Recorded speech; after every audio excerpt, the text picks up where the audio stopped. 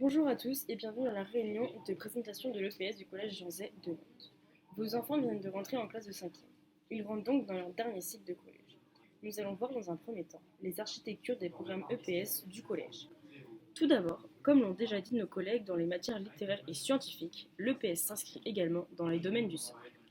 Dans le domaine 1, nous avons les langages pour penser et communiquer avec par exemple la danse. Dans le domaine 2, nous avons les méthodes et outils pour apprendre, que nous verrons dans les APSA avec différentes méthodes. Dans le domaine 3, nous avons la formation de la personne et du citoyen. Dans le domaine 4, nous avons les systèmes naturels et les systèmes techniques. Et enfin, dans le dernier domaine, où l'EPS sera omniprésent, nous avons la représentation du monde et de l'activité humaine. Les domaines sont liés aux compétences générales de l'EPS. Il y a donc 5 compétences générales qui dérivent des 5 domaines du socle commun. Ensuite, nous verrons les apprentissages, les champs d'apprentissage.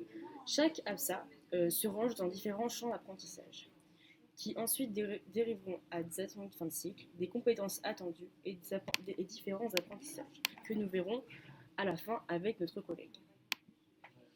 Donc, comme le disait ma collègue, le PS s'inclut dans différents domaines du socle commun. Et on peut en fait la mettre en lien avec différentes disciplines. Par exemple, on va pouvoir lier le PS à l'éducation à la santé et à la citoyenneté, ainsi qu'à l'éducation artistique avec la danse ou le cirque. On va aussi pouvoir utiliser des notions mathématiques et scientifiques, avec notamment la VMA, les techniques en lien avec les sciences expérimentales et les filières énergétiques. Au cycle 4, il y a 324 heures de PS, soit une centaine d'heures cette année pour vos enfants. Le PS est donc la troisième discipline qui est le plus enseignée, ce qui montre l'importance de cette matière qui n'est pas à négliger. De plus, chaque établissement se doit d'avoir un projet d'établissement. Au collège Jean Zay, nous avons la volonté de développer l'autonomie des élèves, développer le vivre ensemble, et en intégrant tous les élèves et développer une ouverture sur le monde et à différentes cultures. Bien évidemment, en EPS, on respecte le règlement intérieur. En plus, il y a quelques petites règles où il faut obligatoirement avoir une tenue de sport en EPS qui est adaptée à l'APSA. Chaque déplacement en EPS se fait en présence du professeur. Ainsi, on prend les élèves au collège, on les emmène au gymnase et on les ramène au collège à la fin de chaque séance.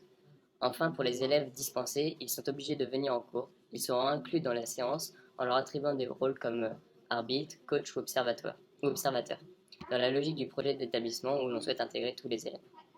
Le projet pédagogique en EPS et le projet AS est toujours en lien avec le projet d'établissement. Donc on souhaite développer l'autonomie des élèves en leur donnant des responsabilités. L'objectif est donc qu'ils deviennent des acteurs de leur apprentissage. Nous avons aussi une association sportive qui est accessible à tous, donc l'AS. Et enfin, nous souhaitons découvrir des nouvelles APSA à vos enfants pour une ouverture culturelle et sportive. Donc, au niveau de l'AS, donc, vos enfants pourront venir pratiquer de l'EPS également.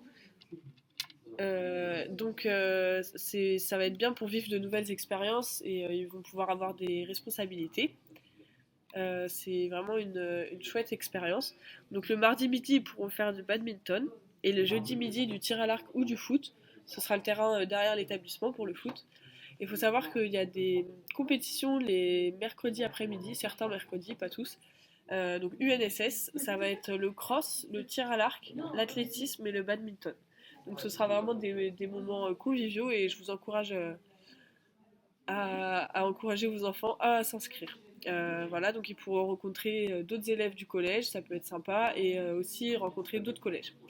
Et il faut savoir que l'inscription à l'AS coûte 25 euros et grâce au Pass Culture et Sport, qui est un moyen d'avoir des réductions, ça passe à 5 euros, donc c'est vraiment ouvert à tous.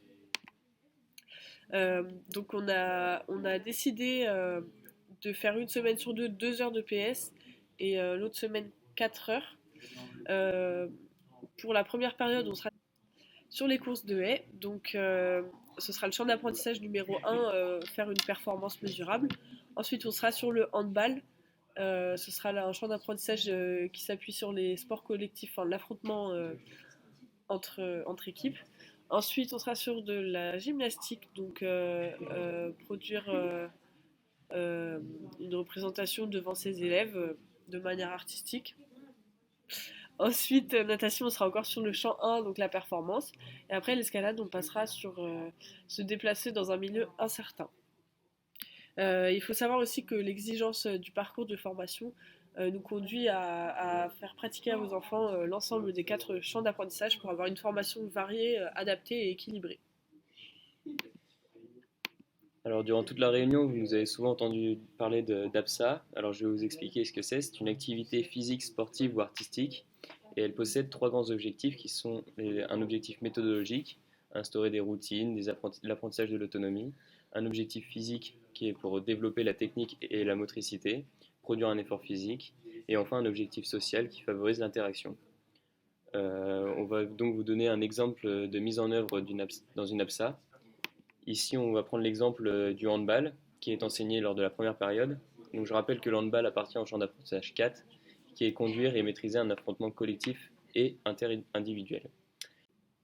Et donc là, on va vouloir développer 3 attendus de fin de cycle, qui sont un attendu méthodologique, un attendu moteur et un attendu social. Ces attendus de fin de cycle seront retrouvés et développés dans chaque APSA pratiquée.